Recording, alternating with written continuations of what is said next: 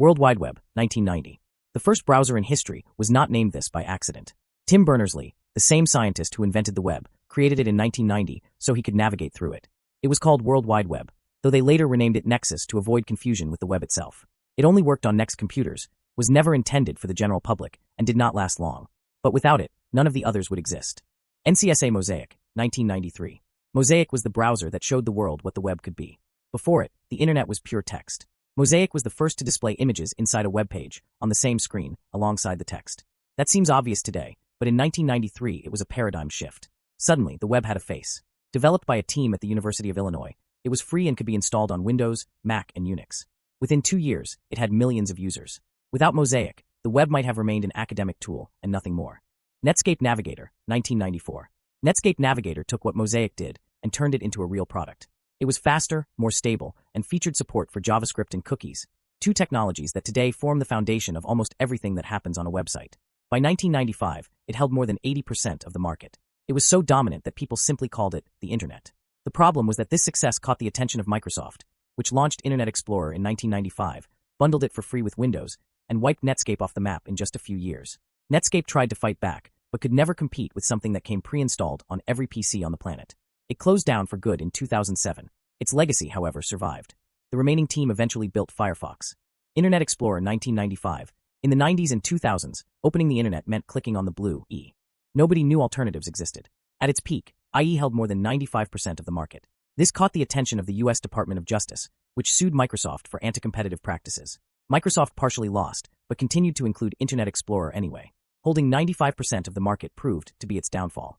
Microsoft stopped updating Internet Explorer because it had no competition. The web kept advancing while the browser fell behind. When Chrome appeared in 2008, the difference was so obvious that Internet Explorer became the browser you used just to download another browser. On June 15, 2022, after 27 years, Microsoft shut down Internet Explorer. If you tried to open it that day, it redirected you straight to Edge. Opera, 1996. Opera has been around since 1996, making it one of the oldest browsers still in operation. Throughout all that time, it accumulated a curious track record. It invented features we take for granted today, like tabs, pop-up blocking, and private browsing, years before Chrome even existed.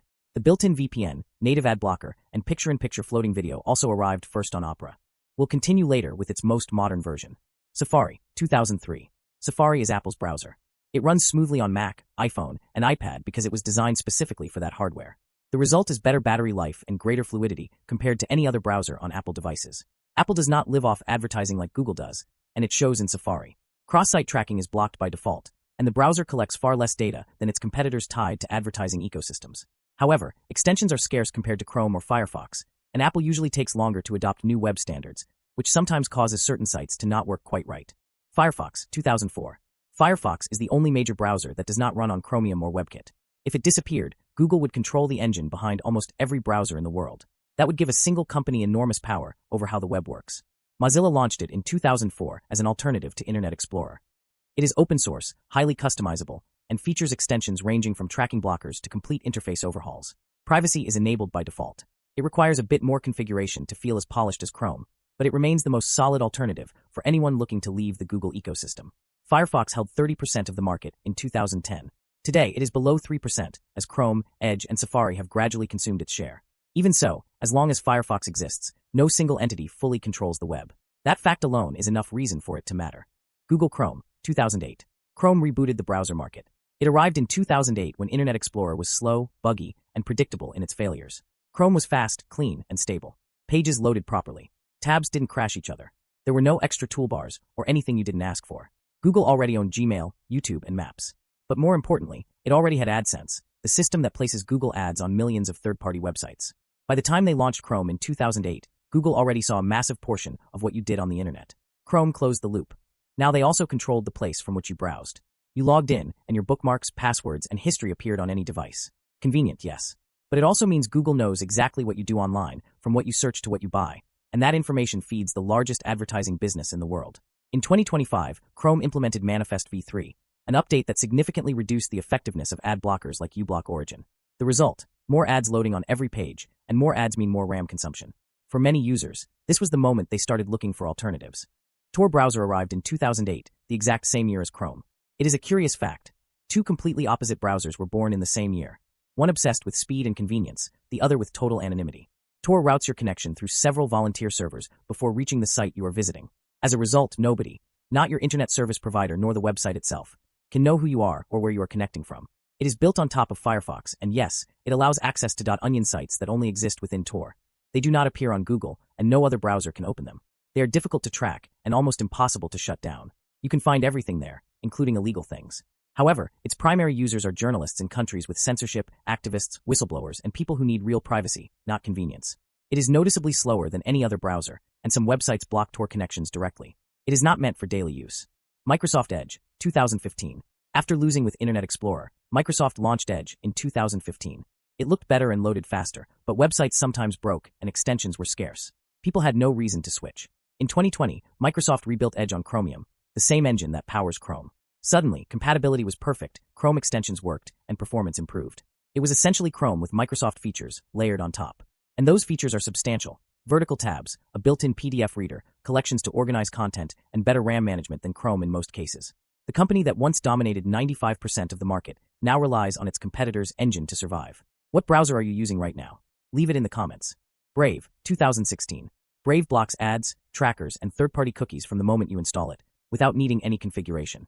It was founded by Brendan Eich, the same man who created JavaScript and co-founded Mozilla, so its pedigree in privacy and an open web is real. It runs on Chromium, meaning all Chrome extensions work, and the interface is nearly identical. If you want to leave Chrome today, Brave offers the transition with the least friction possible. Brave has an optional program where you can view privacy-respecting ads and earn cryptocurrency, BAT, in return. Some see this as contradictory for a browser that prides itself on blocking advertising. The only real issue is that some websites detect the blocker and stop functioning correctly. Also, if you want to use the rewards system, you have to understand a bit about cryptocurrency, which isn't for everyone. Vivaldi, 2016. Vivaldi was born out of frustration. It was founded by John von Techner, the co-founder of Opera. After that, browser decided to pivot and strip away the advanced features power users loved so much. Its philosophy is the exact opposite of Chrome's. The browser should adapt to you, not the other way around.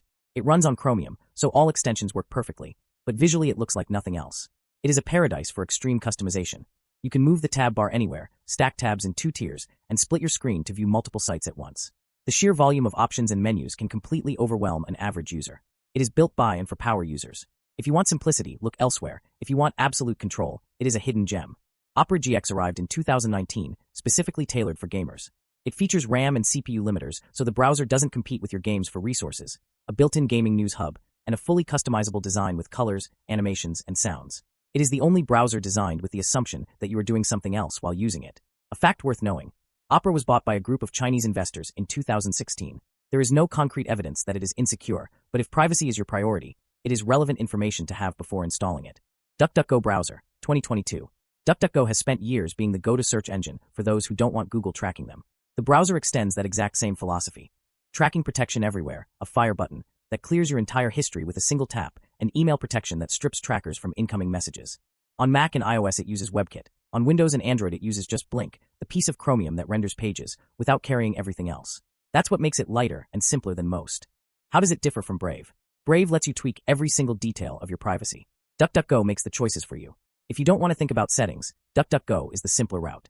If you want total control, Brave is the better option.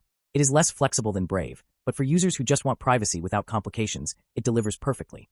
Arc Browser, 2023. Completely redesigning how a browser works. Separate workspaces, a vertical sidebar, split views, and site-by-site customization. It felt less like a browser and more like an operating system for the web. In 2025, the company announced it was pausing the development of Arc to focus on DIA, a simpler browser. Arc was left in maintenance mode. The most ambitious gamble on the market was abandoned before seeing just how far it could go. And you? What browser do you use? And is there one you tried and abandoned? Tell us in the comments. If this was helpful to you, please subscribe. Every week we explain technology in a straightforward way so you understand what you are using. If you made it this far, the next video is for you. Click right here.